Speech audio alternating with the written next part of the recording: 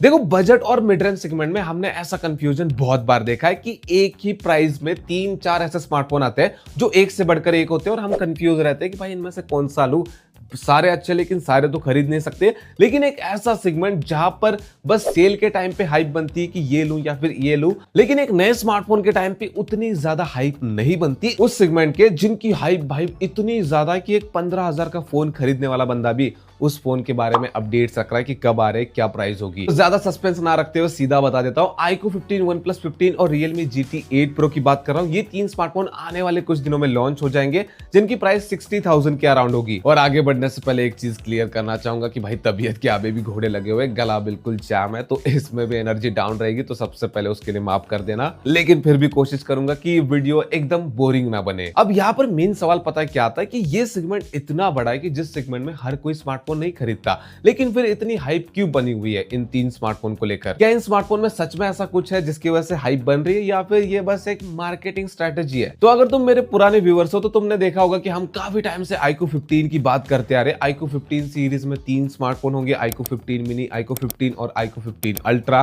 iQOO 15 को लेकर जितनी भी न्यूज आई सारी न्यूज हमने कवर की, फिर चाहे लॉन्ग वीडियो हो शॉर्ट वीडियो। उसके बाद OnePlus की न्यूज भी कवर की, Realme GT 8 Pro की भी कवर की, और जितना भी डेटा जितने भी लीक्स अभी हमारे सामने उन सारी चीजों को अगर हम एक जगह पे समराइज करें तो जो चीजें सामने निकल कर आती है वो बताती है कि भाई हाइप जो बन रही है वो रियल हाइप है। जैसे कि सब जानते हैं कि भाई iQOO अपने नंबर सीरीज को लेकर आता है परफॉर्मेंस के लिए, एक ऐसा स्मार्टफोन जो 50 से 60,000 के बजट में तुम्हें एक ऐसा स्मार्टफोन देता है जो परफॉर्मेंस में बहुत तगड़ा होता है। गेमर्स के लिए बनाया हुआ स्मार्टफोन जिसकी मोनोपोली चलती है 50,000 के अराउंड, जैसे फॉर्च्यूनर की चलती है 50 लाख रुपीज के अराउंड, कि भाई दूसरा कोई कॉम्पिटिटर है नहीं, लेना है तो ये लो, या फिर बजट ऊपर नीचे करके कोई और ऑप्शन एडजस्ट कर लो, लेकिन 50 में तो यही आएगी। हालांकि उसका प्राइस तो अभी बढ़ चुका होगा, लेकिन मैं एक एग्जाम्पल दे रहा हूं। तो उसी तरह से iQOO का बन चुका था, लेकिन उसी बीच OnePlus की एंट्री होती है और OnePlus वाले बोलते हैं कि ऐसे कैसे, हम भी भाई परफॉर्मेंस ही करेंगे इस बार। हमारी OnePlus की नंबर सीरीज भी ऑलराउंडर सीरीज नहीं होगी, हम भी परफॉर्मेंस के ऊपर ध्यान देंगे। और iQOO वाले तुम्हें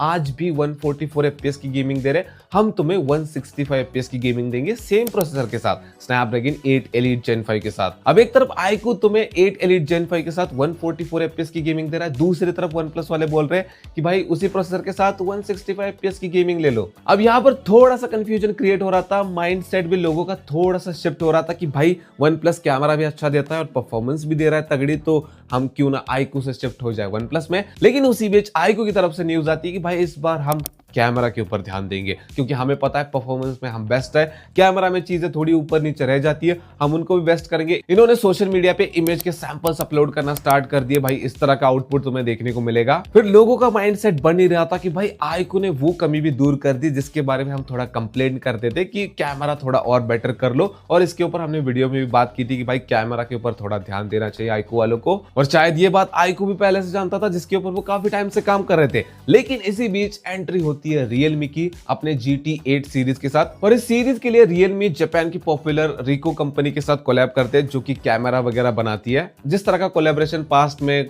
OnePlus ने किया था हैसेलब्लैड के साथ। अब Realme वाले भी सामने आकर ये बोलते हैं कि भाई हमारे पास भी वही प्रोसेसर है, Snapdragon 8 Elite Gen 5, उसकी परफॉर्मेंस तुम्हें मिलेगी, साथ में हम तुम्हें कैमरा भी तगड़ा देंगे। तो एक तरफ OnePlus है जो कि भाई कैमरा में अच्छा था लेकिन फिर उन्होंने परफॉर्मेंस के ऊपर काम किया, दूसरी तरफ iQOO वाले परफॉर्मेंस में अच्छे थे, उन्होंने कैमरा के ऊपर अच्छा काम किया, तीसरी तरफ Realme वाले जो कि परफॉर्मेंस और कैमरा का बैलेंस लेकर चलते थे, लेकिन इस बार उन्होंने दोनों चीजें अपग्रेड करने का प्रॉमिस किया। तो इन तीनों ब्रांड के बीच में लीक्स के थ्रू जो ये कंपटीशन बनता रहा, उसकी वजह से भाई इंटरनेट पे हाइप इन तीनों स्मार्टफोन की बहुत तगड़ी बन चुकी है आज के टाइम पे। और रिसेंटली OnePlus 15 भी चाइना में लॉन्च हो चुका है, जिसकी प्राइस 50,000 है, वहां की करेंसी को अगर हम कन्वर्ट करते हैं तो इंडिया में आते आते 60,000 या फिर उससे थोड़ा सा ऊपर जा सकता है। मुझे लगता है कि 60,000 के नीचे रखेंगे ये, क्योंकि इनको भी पता है कि भाई दो और कॉम्पिटिटर मार्केट में आएंगे। और iQOO वालों को तो तुम जानते हो कि भाई एग्रेसिव प्राइस के लिए जाने जाते हैं, तो वो भी 60,000 के नीचे प्राइस रखेंगे। Realme का कुछ नहीं कह सकते कि वो मुझे लगता है 60,000 के ऊपर जा सकते हैं। तो इन तीनों के बीच में 5,000 रुपए का प्राइस डिफरेंस तुम्हें देखने को मिल सकता है। तो ये कंफ्यूजन माइंड में रहेगा कि 5,000 रुपए कम खर्च करके ये लूं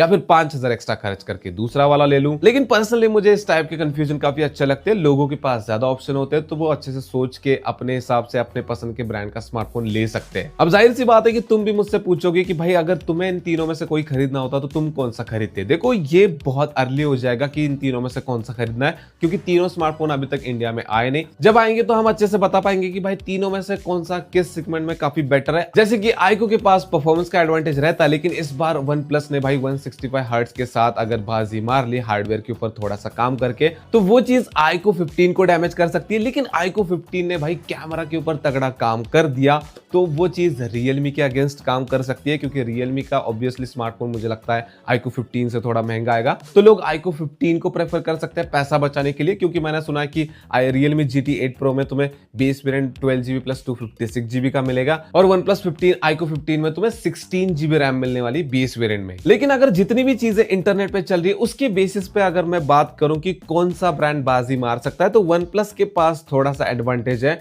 एक तो 165 हर्ट्ज का, और दूसरा वो कैमरा में अगर चीजें थोड़ी बेहतर लेकर आते हैं। इस बार सुना है कि भाई वो खुद का एक्सपेरिमेंट कर रहे चीजें, मतलब हैसलब्लैड के साथ कोलैबोरेशन खत्म कर दिया है, तो वो जो एक्सपेरिमेंट कर रहे हैं वो अगर सफल होता है तो वो थोड़ा सा एडवांटेज लेकर जा सकते हैं। बाकी Realme GT 8 Pro की प्राइस भी 60,000 की नीचे अगर ये रखते हैं, तो मुझे लगता है कि ये बहुत टफ कंपटीशन होने वाला है इन तीनों के बीच। बाकी मुझसे और बोला नहीं जाएगा, ये गला मेरा साथ नहीं दे रहा। इसके ऊपर तुम्हारे क्या थॉट है कमेंट बताओ। बाकी जब स्मार्टफोन आएंगे तो और बेहतर उनके ऊपर हम बात करेंगे। और वीडियो पसंद है तो वीडियो को लाइक कर देना, चैनल को सब्सक्राइब कर देना। मिलते हैं नेक्स्ट वाले वीडियो में।